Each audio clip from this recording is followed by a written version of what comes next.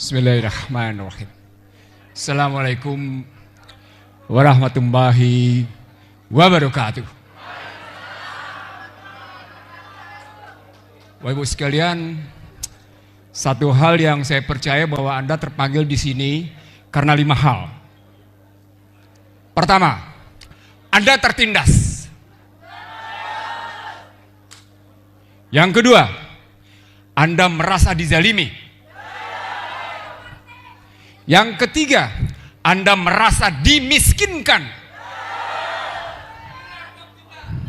Yang keempat, Anda tidak merasa, tapi sedang diperlakukan, dihina.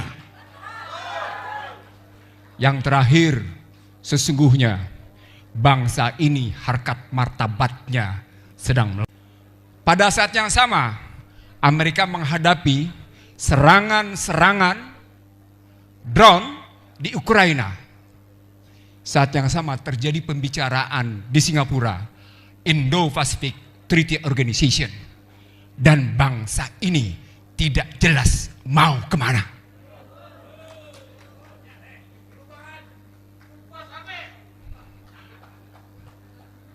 Itu berarti 5 hal tadi menjadi kenyataan. Yang kedua, Bapak Ibu sekalian, kalau kita lihat dalam kondisi regional sekarang,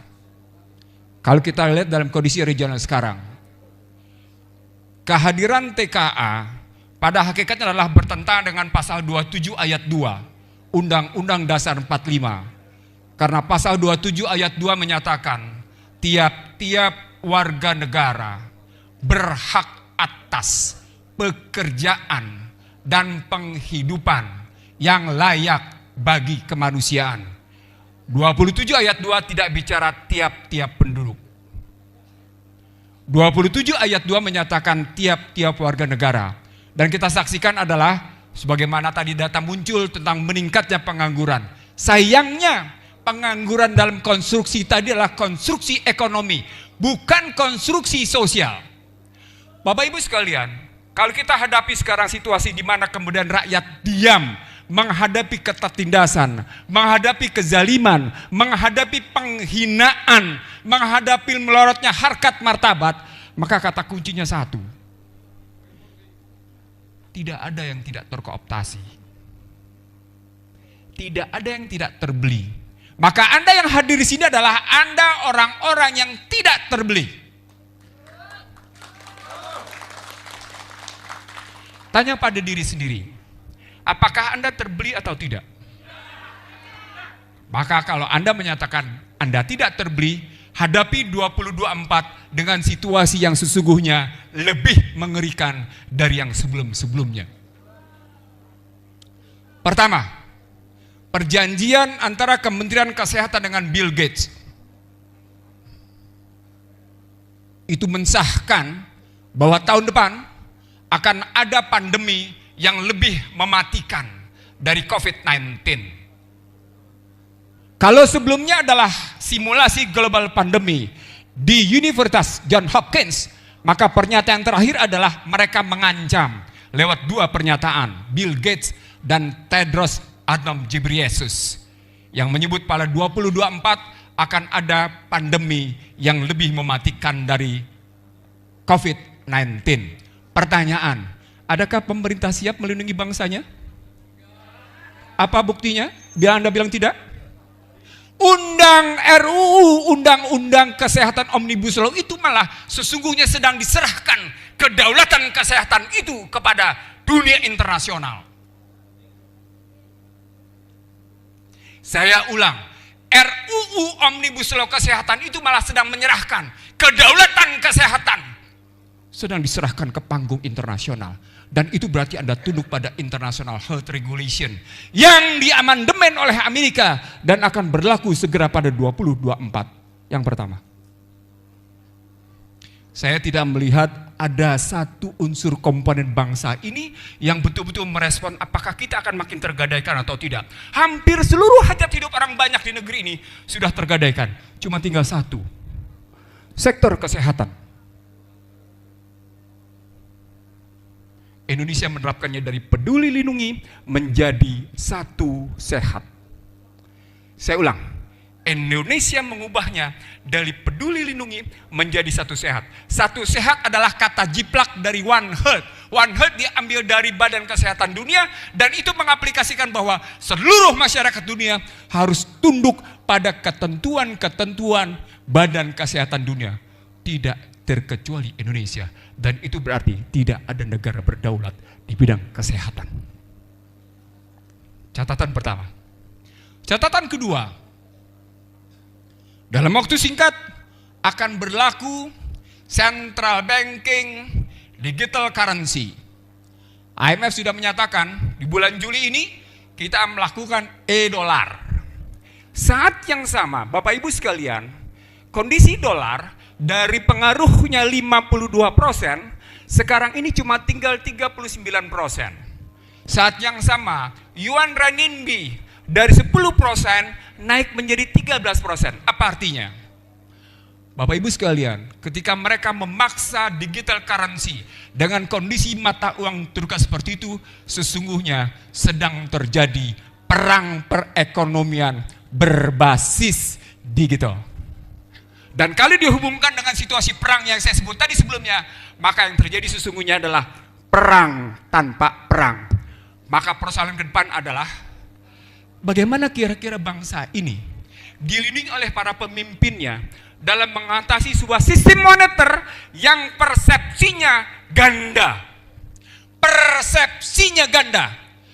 Saya tidak yakin, maaf, tidak bermaksud merendahkan, Bapak-bapak Ibu sekalian memahami betul apa yang sesungguhnya di balik digital currency itu.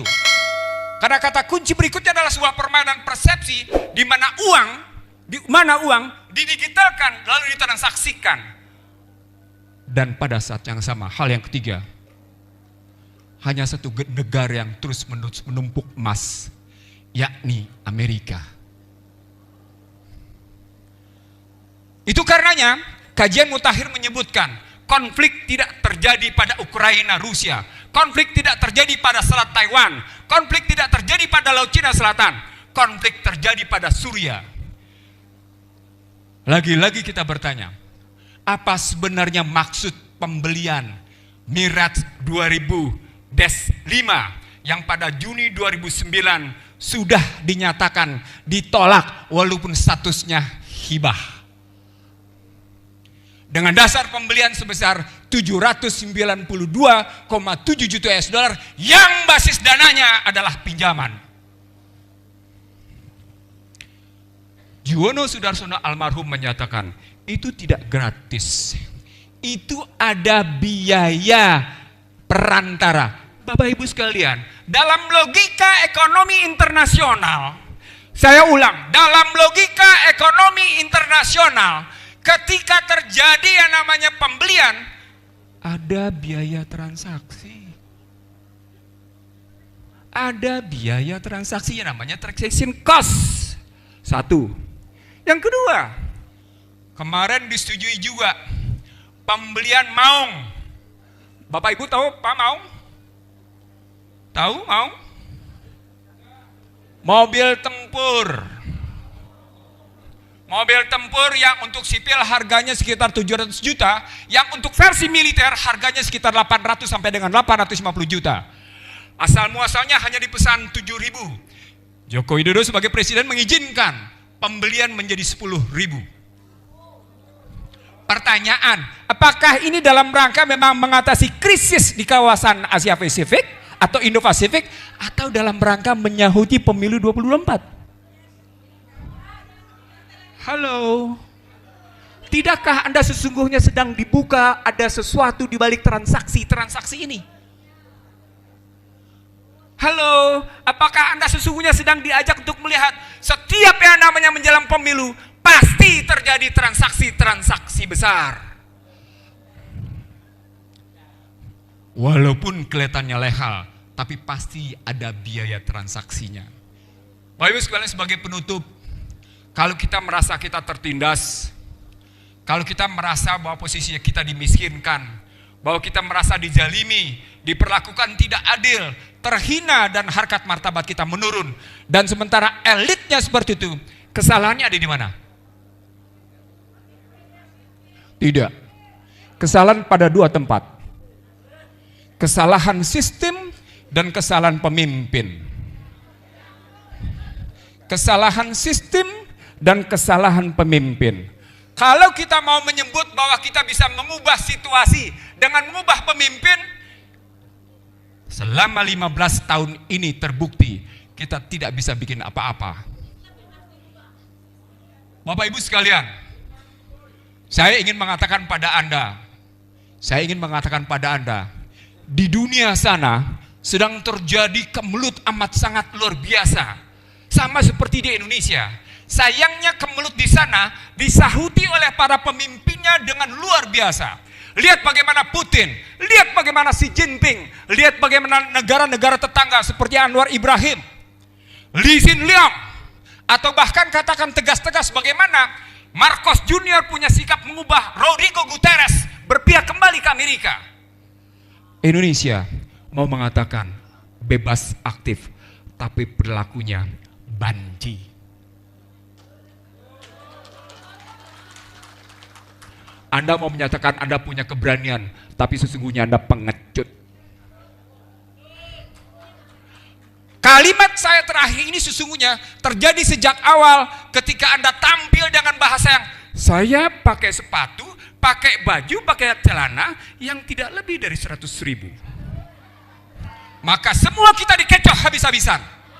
Sama seperti dikecoh tentang Trisakti, sama seperti dikecoh tentang Nawacita, sama dikecoh tentang pembangunan ekonomi, sama dikecoh tentang pembangunan infrastruktur.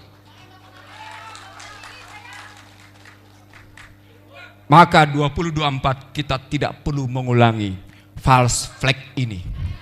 Bahasa kerennya false flag, bahasa konkretnya Anda dikecoh.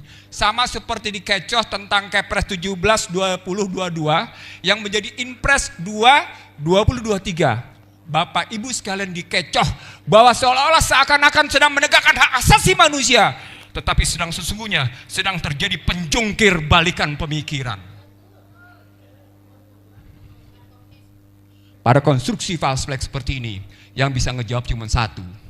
Ketika politik tanpa moral, ketika politik tanpa etik, dan ketika hukum tunduk pada kemauan politik, maka cuma Islam yang menjadi jawaban.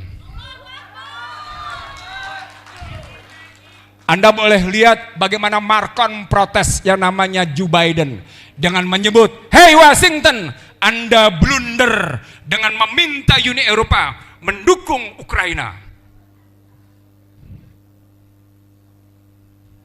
Sama seperti dia kemudian berhadapan dengan posisi bagaimana Indo-Pasifik dikangkangi habis-habisan dan berhadapan dengan kekuatan Cina. Itu berarti kita bukan sekedar butuh pemimpin yang punya integritas dan kredibilitas. Kita butuh pemimpin yang bukan cuma sekedar moralitas. Kita butuh pemimpin yang punya visi jauh ke depan. Pemimpin yang bisa menjawab bagaimana kata pembukaan Undang-Undang Dasar 45 dikembalikan sesuai dengan jiwa, semangat dan nilai-nilainya. Disitulah kata kunci koalisi aksi menyelamatkan Indonesia. Memegang teguh kata pembukaan sebagai upaya mengangkat harkat martabat bangsa. Tanpa itu kita adalah bangsa pecundang. Kita adalah bangsa beo yang para intelektualnya tidak lebih tidak kurang sebagai tukang. Akhirul kalam, saya ingin mengatakan pada Anda, berhentilah menjadi pecundang, berhentilah menjadi beo, berhentilah pesta pora pada tokoh-tokoh tertentu yang tidak jelas mau dibawa kemana negeri ini. Berhentilah pada mulut manis. Berhentilah pada penceritaan, karena yang dibutuhkan adalah kesejatian. Wabillahi taufiq wal hidayah. Assalamualaikum warahmatullahi wabarakatuh.